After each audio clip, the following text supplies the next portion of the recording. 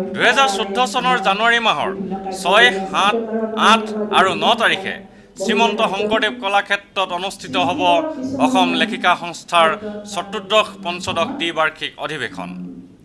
এই কথা প্ৰকাশ কৰিছে সংস্থাৰ কৰ্মকৰ্তাই। অসমৰ বিভিন্ন প্ৰান্তৰ 4 শতাধিক লেখিকাৰ লগতে উত্তৰ পূবৰ 7 গৰাকী লেখিকাই ইয়াত অংশগ্ৰহণ কৰিব।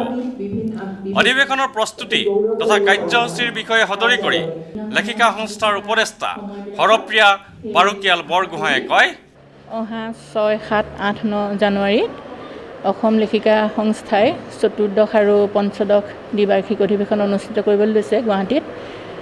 ইয়াৰ শ্ৰীমন্ত শংকৰদেৱ কলাক্ষেত্ৰত অনুষ্ঠিত হ'ব 4 দিনীয়াকৈ। আৰু লগতে উত্তৰ পূব লেখিকা সন্মিলন north east women writers conference দ্বিতীয়বাৰৰ বাবে অনুষ্ঠিত হ'ব। ইয়াৰ আগত আমি 2007 চনত এই অনুষ্ঠান অনুষ্ঠিত কৰিছিলোঁ শিল্পগ্ৰামত।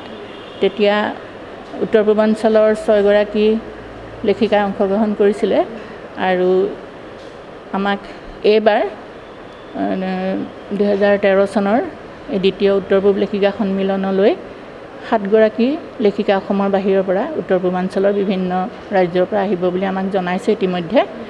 ভিডিঅ' জাৰ্নেলিষ্ট সুশান্ত দাসৰ সৈতে অমৰদীপ গগৈ, চেণ্টিনেল নিউজ, গুৱাহাটী।